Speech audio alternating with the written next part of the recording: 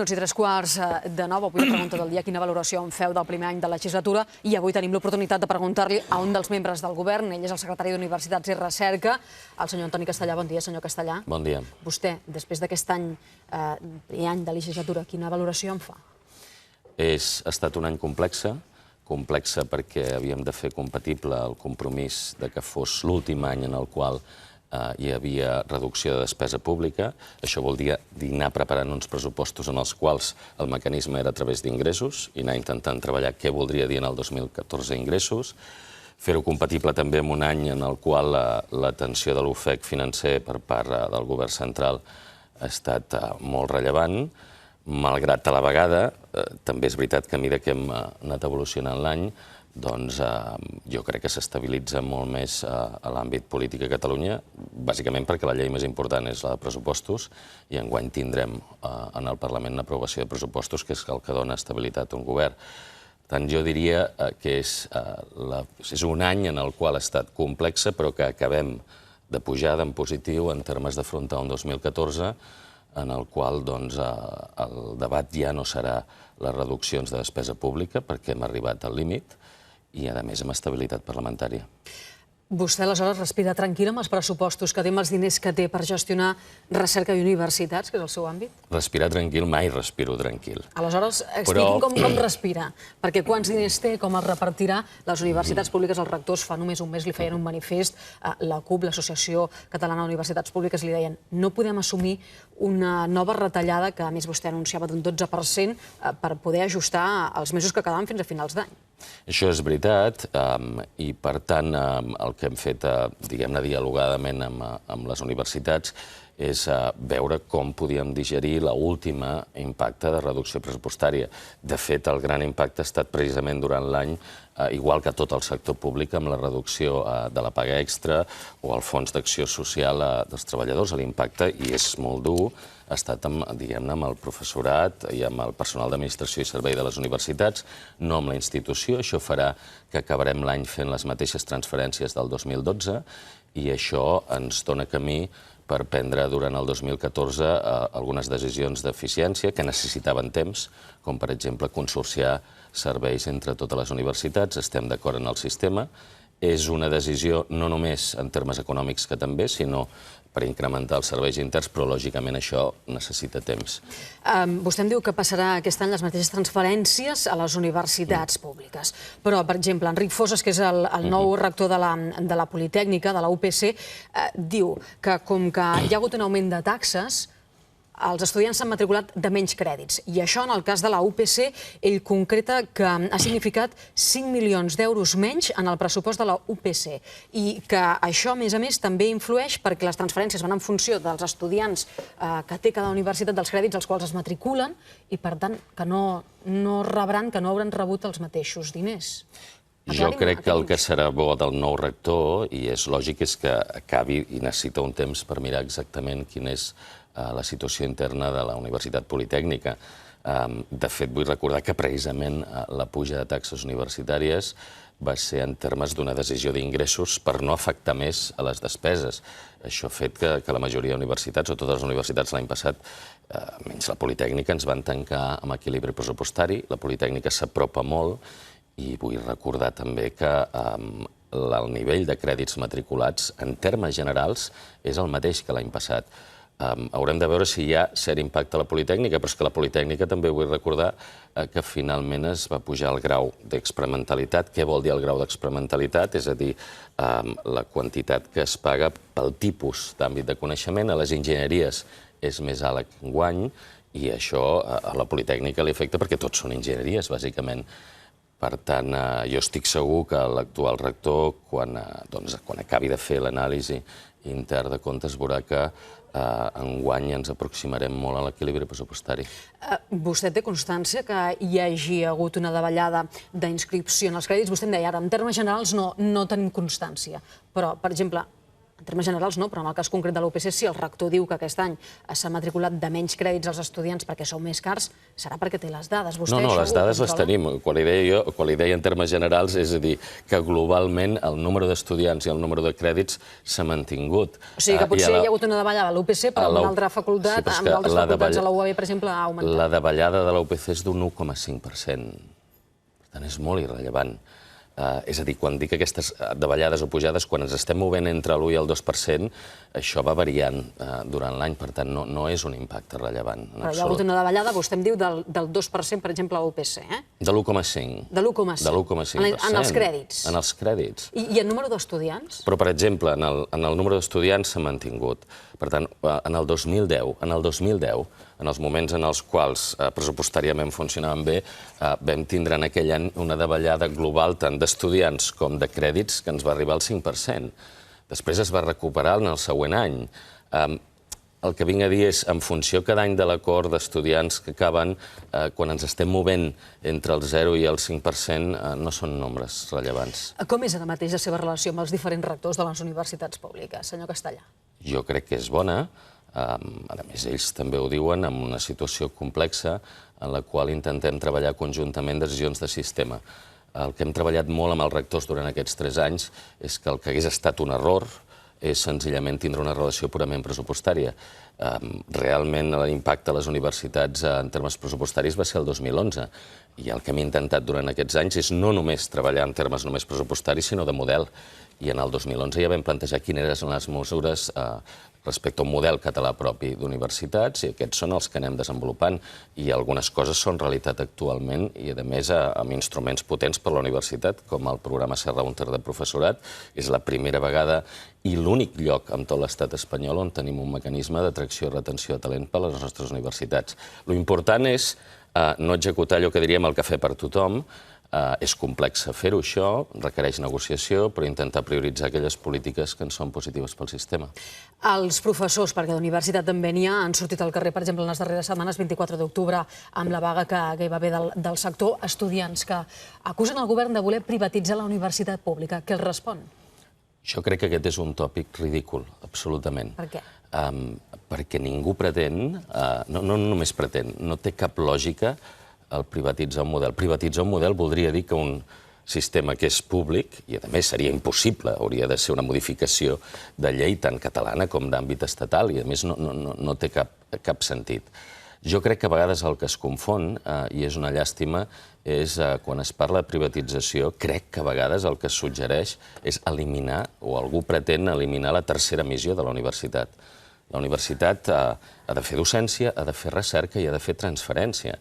I, de fet, el més important, o jo crec que la bona notícia, és que el nivell de recerca del país ens situa en un nivell d'estoc de coneixement tan important que probablement en els propers anys el gran repte és com la universitat és un dels eixos més importants de creixement econòmic i social.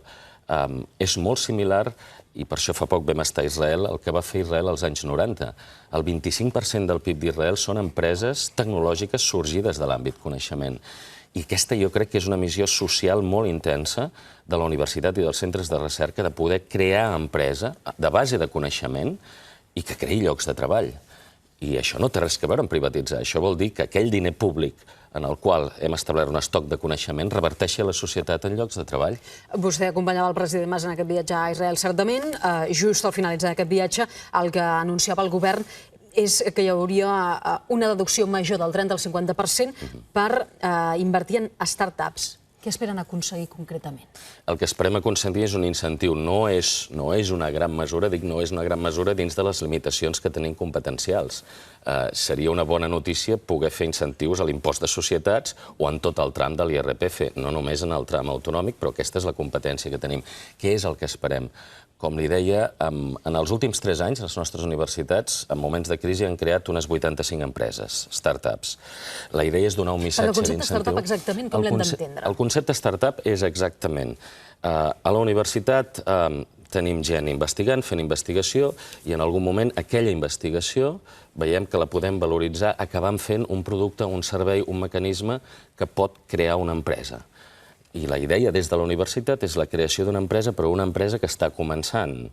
El concepte startup, com indica en anglès, és el començament cap amunt d'aquella empresa. I a l'inici de l'emprenedor, que és un investigador, doncs quin incentiu tenim de finançament? Perquè moltes vegades el que ens passa és que entre una recerca científica que podem valoritzar i arribar a un prototip, falta un finançament en el qual necessites diferents mecanismes per arribar al prototip.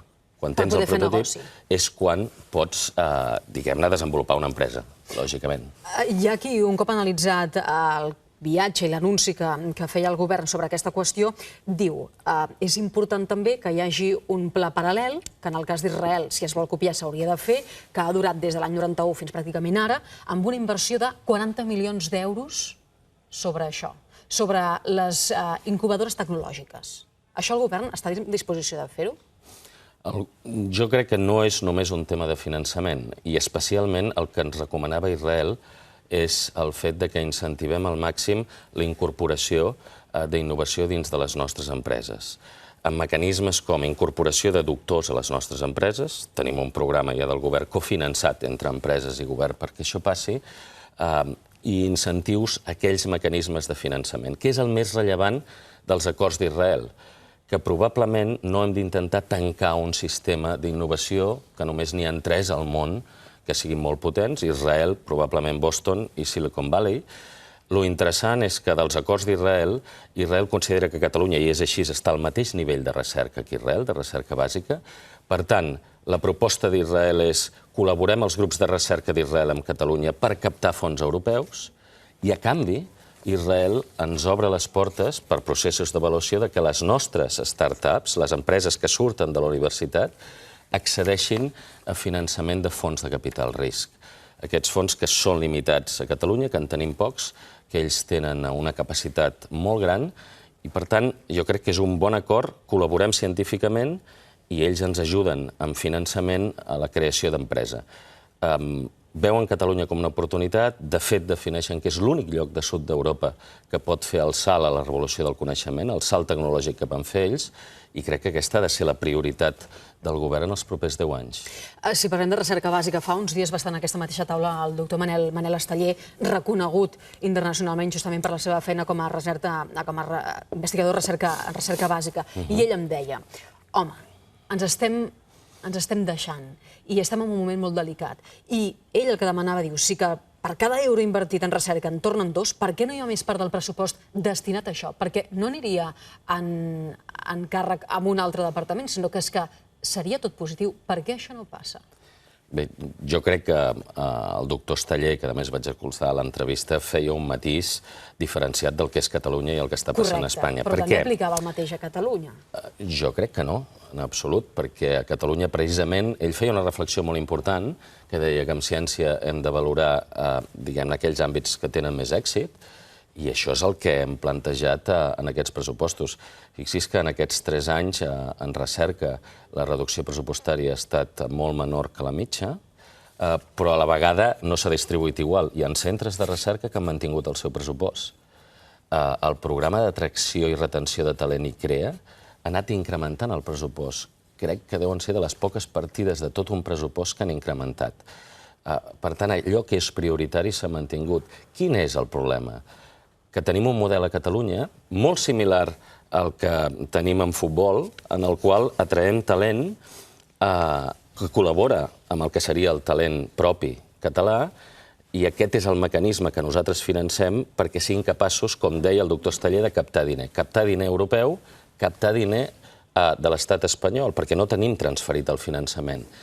Quin és el drama de fons? Que l'estat espanyol ha reduït els fons per treballar en ciència un 40% en aquests 3 anys.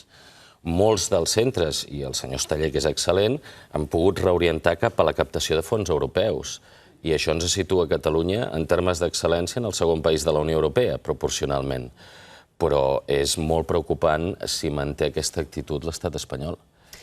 A Catalunya, que havia invertit un 1,55 del PIB, si no vaig mal fixada, en recerca. Vostè, a quan aspiraria, si parlem en percentatges, sobre el PIB en els pressupostos? Jo crec que no és una qüestió d'aspiraria, aspiraria al màxim possible, sempre. Sí, però sent realistes, òbviament. Però sent realistes, jo diria que tan important com els percentatges són quines polítiques s'apliquen o es fan. A què aspiraria? Fixi's, un model com Israel inverteix en recerca i desenvolupament un 4% del PIB. Bé, d'aquest 4%, 0,7 és el públic i la resta és privat. A Catalunya, el percentatge del PIB que invertim en recerca és 0,6. Estem més o menys al mateix diner que està posant Israel públic, el mateix. El salt que hem de fer, el canvi de mentalitat, és que l'àmbit privat inverteixi. I no ho dic, quan dic inverteixi, no ho dic en termes fins i tot socials o en termes de que és una responsabilitat, sinó precisament per canviar el model econòmic. Aquest percentatge que inverteix Israel és per fer creixement econòmic i per fer benefici i per crear llocs de treball. Aquest jo crec que és el repte de l'economia catalana. I tenim una base industrial important i el model de transformació econòmic que el podem fer en aquests propers anys. Canvi de mentalitat també els demana vostè els que aprendran a ensenyar. És a dir, aquells mestres que hi ha a les facultats d'educació, magisteri, i han començat ja amb aquest curs, amb algunes novetats. I avui, per exemple, al periòdico, les facultats d'educació pugen el llistó per atraure alumnes brillants i inclouran també fins i tot la possibilitat de tenir entrevistes personals amb els aspirants. Expliqui-m'ho. Això és importantíssim. Un dels àmbits més importants pel capital d'un país, pel nivell d'un país, és l'educació i, per tant, el model d'ensenyament. En tots els àmbits hem estat treballant, però un dels més rellevants és precisament el professorat que es forma a la universitat. Enguany, pactadament amb totes les facultats d'educació, existeix un nou, podríem anomenar-li prova pilot, un grau que ha començat enguany, d'infantil i primària conjuntament, en el qual tenim una selecció específica de professorat, que durant l'any, a més, aniran fent una proposta de transformació del currículum i que, a més, té tot l'objectiu de captar els millors estudiants. Hem d'aconseguir, entre altres coses, que exactament igual que tothom entén al país, que dels millors estudiants que tenim en el sistema van a medicina, i tothom entén que les notes d'entrada són molt altes, tan important com la medicina, hi ha la salut física i la salut intel·lectual d'un país és en l'àmbit de magisteri. Perquè això no passa, els millors no van a magisteri, em vol dir això?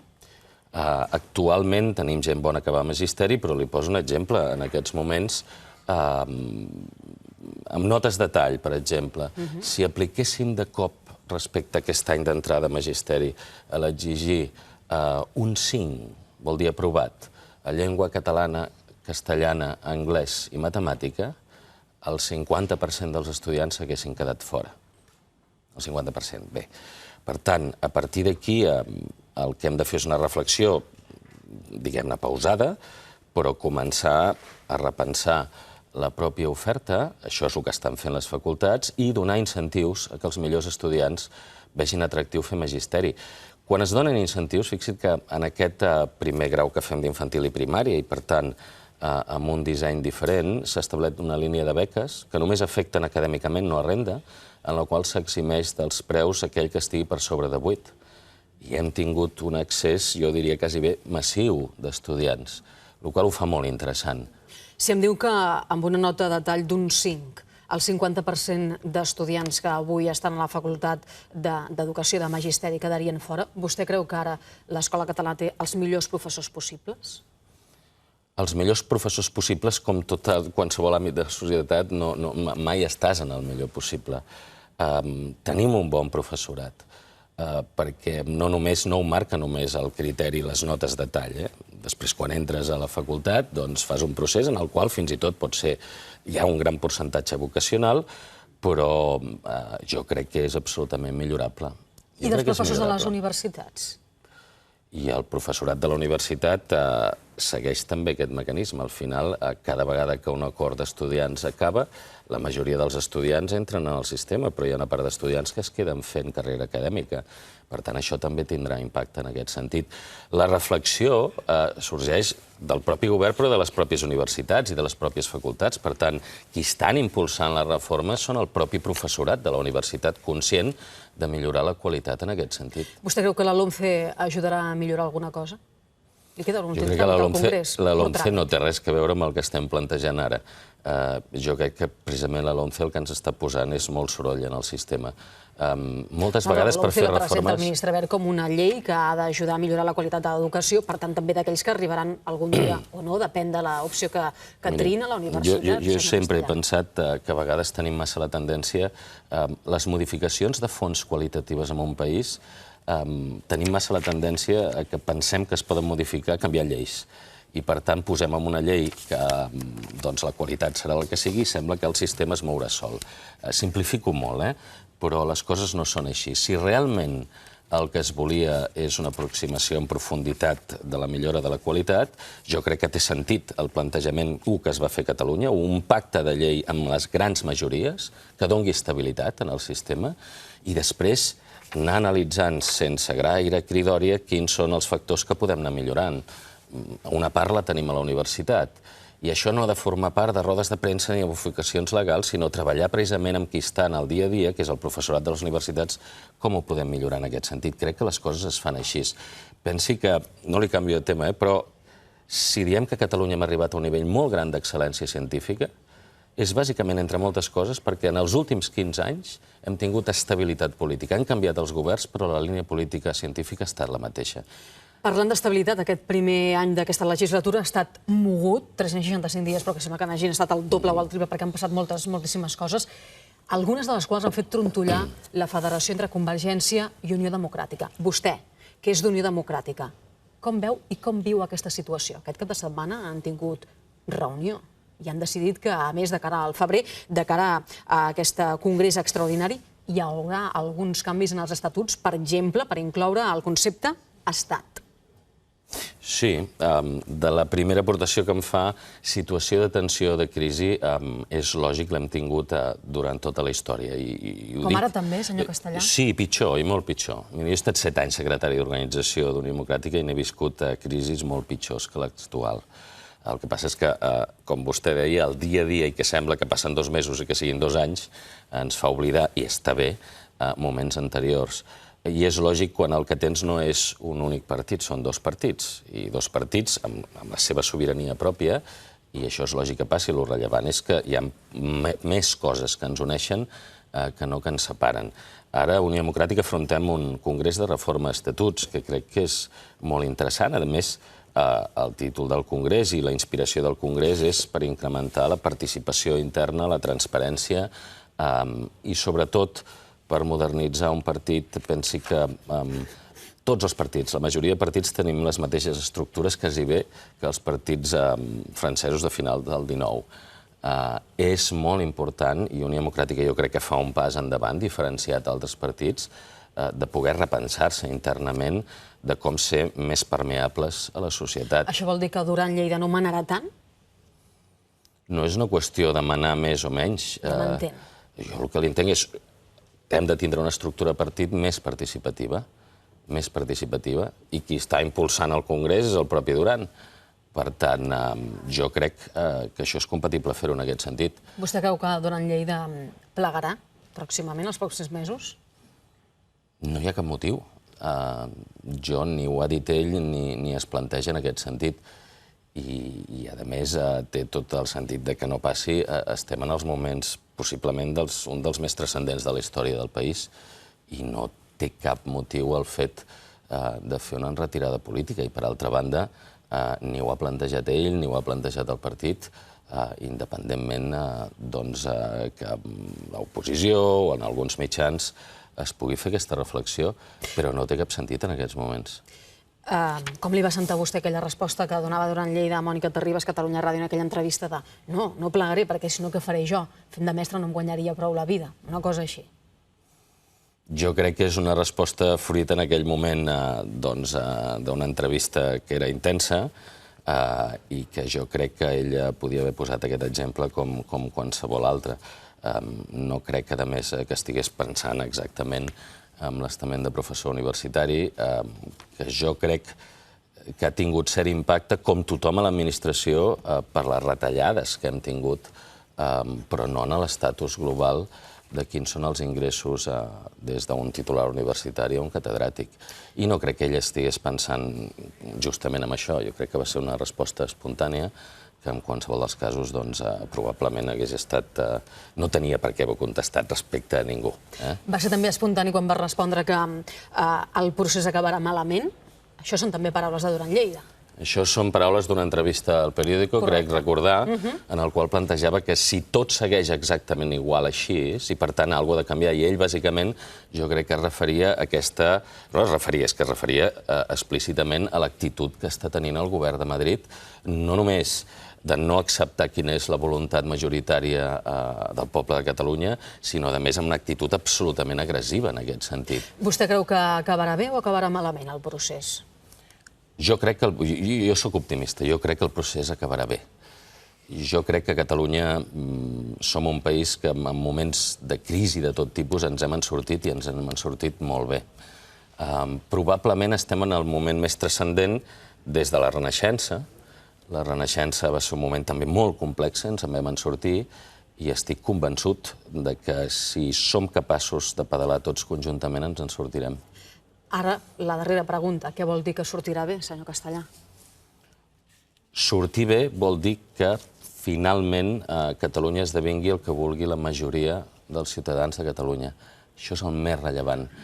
Hi ha un abans i un després en els últims 100 anys del catalanisme polític i el plantejament actual és que Catalunya definitivament és subjecte polític, no està reconegut per l'Estat i hem d'aconseguir ser subjecte polític, que vol dir que Catalunya tingui la seva pròpia sobirania. Si la majoria del poble de Catalunya vol això, i això vol dir el dret a decidir, el dret a determinació, ens en sortirem.